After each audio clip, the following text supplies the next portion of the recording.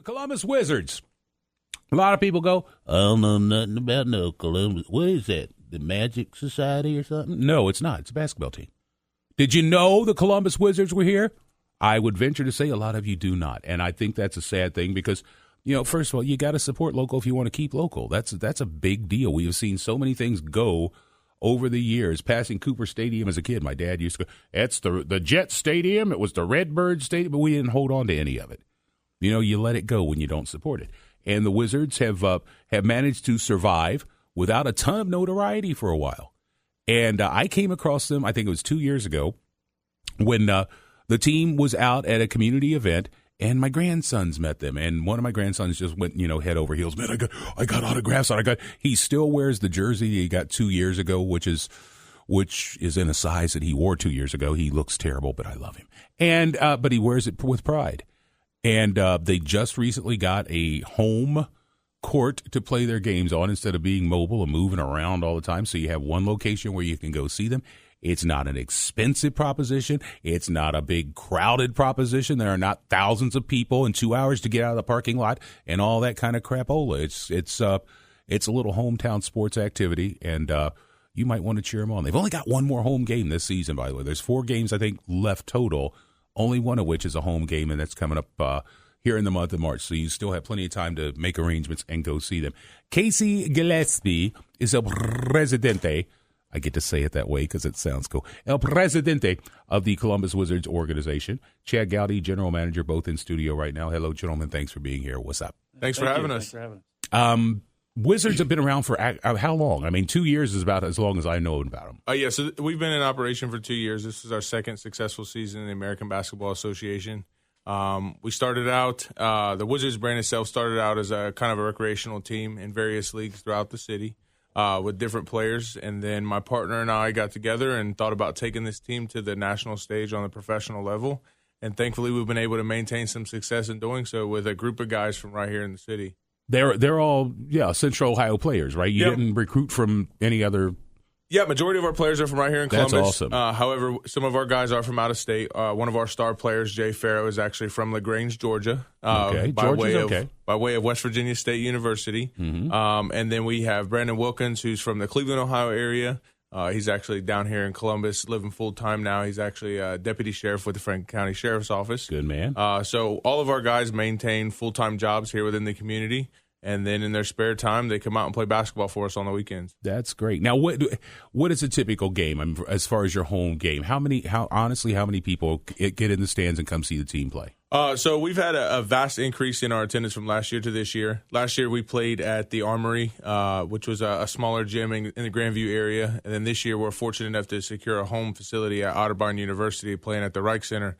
So we've had almost double of our attendance, but our average attendance this year is right around that 200 to 250 mark.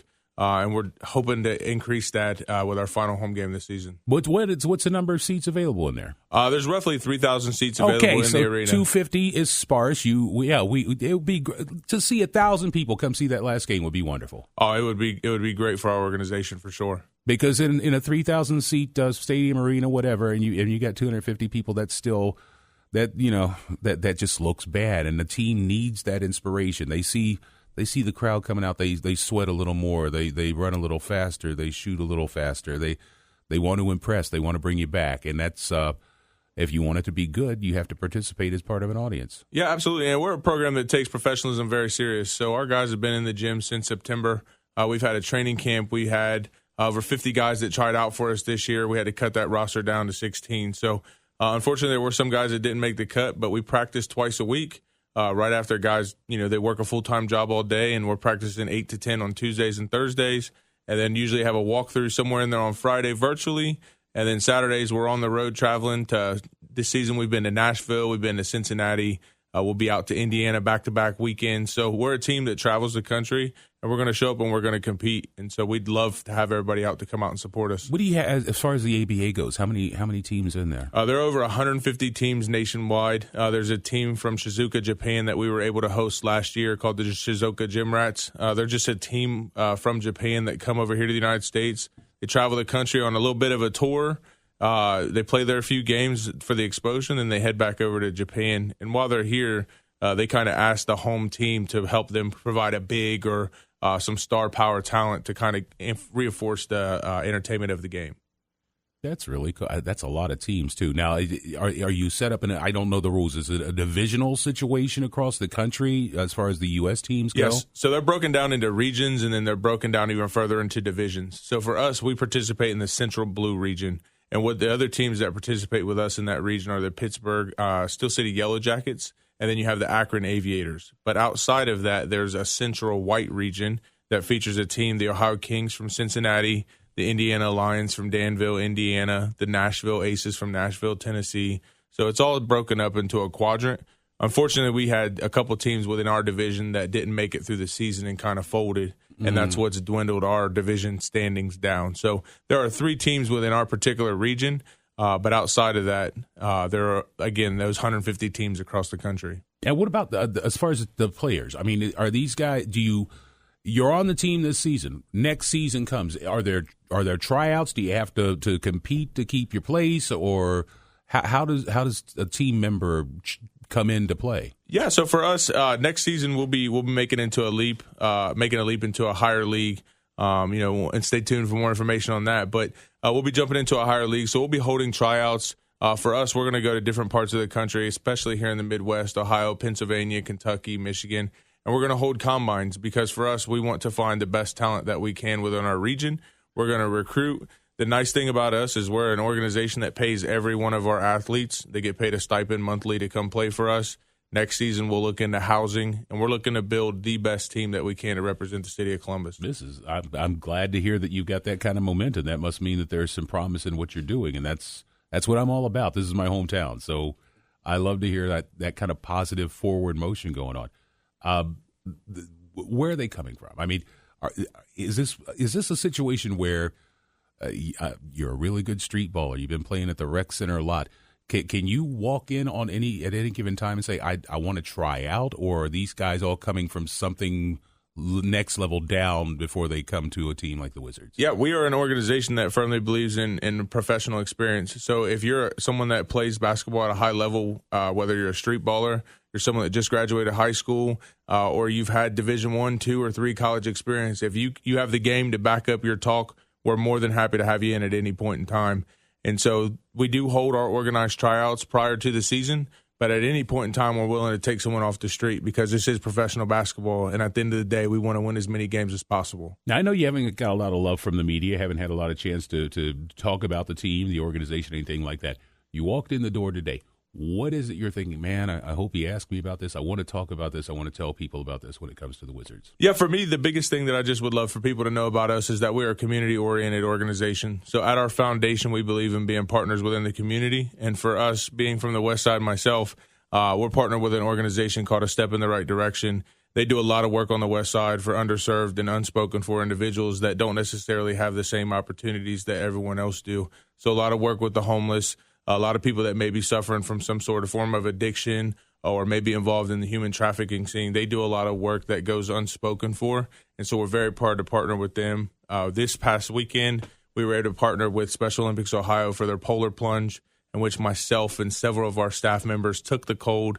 We made the jump in freezing water. But I watched a lot of you idiots doing that. I was at home on my couch with a blanket. Oh, yeah, it was No, I don't think so. The nice part about it is once you were cold, you stayed cold, and there wasn't a point of getting any colder. So we like to say that we were freezing for a reason, and we were able to help participate and donate over $200,000 there to Special Olympics Ohio for programming beautiful. For the year. So first and foremost, we want to be known as a community-first organization, and the basketball could come separate because basketball only lasts 4 quarters at the end of the day.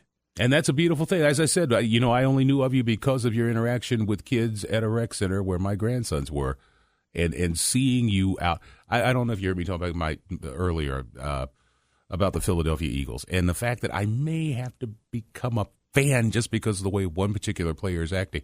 Through their parade today, he actually saw one of the ball boys and went out and grabbed him and brought him out and let him walk the parade with the team because he's part of the team too for that Super Bowl win. I love that kind of interaction when you see these heroes. And you know what? Especially to the young minds, seeing somebody on the court playing, it doesn't matter what league it is or anything like that. That's a hero. That's a superstar. Yep. And when that same superstar shows up at your local recreation center or at some community event and signs a jersey for you or whatever, that's a big deal. And for you guys to be out there doing that as much as you do it impresses the crap out of me. It really does. Well, we genuinely appreciate that. I grew up a huge fan of wrestling, WWE. And so the big picture for me with WWE is they're able to tell a story, both good and bad. And at the end of the day, they could get you to hate a character or they could get you to love a character simply by telling a story. And so I've kind of taken that philosophy and applied it to our basketball team. And I've really tried to get our guys to take on the mindset of, at the end of the day, nobody knows who we are. We have to get out and show people who we are. And so you can either be the guy that just plays basketball or you could be the guy that plays basketball and is known as a role model in his community. And that's the type of character guys that we look for at the end of the day. Well, I'm going to move every mountain I can possibly move to try to be there for that last home game this year, and I'm sure the grandsons would absolutely love it. I won't bring the younger one because he'll want to play, but the other two would enjoy watching it with me. Website, Facebook, where can people go to hook up with you, learn about you, follow you, whatever they need to do? Yeah, so our team website is thecolumbuswizards.com. You can find us on Facebook at The Columbus Wizards as well as Instagram. We're also on X at Columbus Wizards. And you're a West Sider. I did not know that until you said it. Yes, sir. I'm a proud graduate of Briggs High School. Are you really? Yes, Get sir. out of my studio.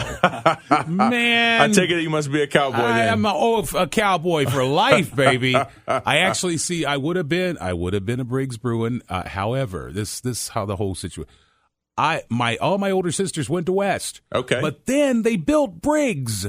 So I was going to go to Briggs. Air conditioning, carpeting, Briggs High School, it's coming. So I'm going to go to Briggs. And then they said, desegregation. So instead of sending me to Briggs, they said, okay, you're going back to West instead. So I ended up at West.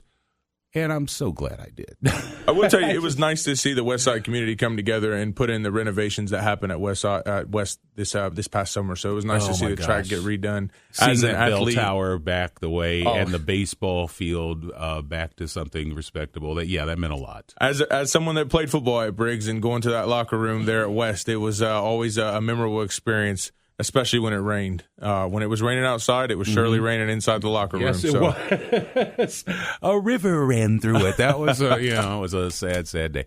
Thank you very, very much, Chad, for setting this up. You've been the silent partner today, but Chad Goudy is actually one of my buddies on Facebook, and he said, hey, I happen to be. I'm like, really? Let's get you in here. Let's talk about it. And I hope the best, absolutely, for the Wizards. I hope you continue for a long time, continue to grow and advance, and put some butts in the seats. Well, thank you so much for having us in. We greatly appreciate it. Casey, thank you. Good to meet you.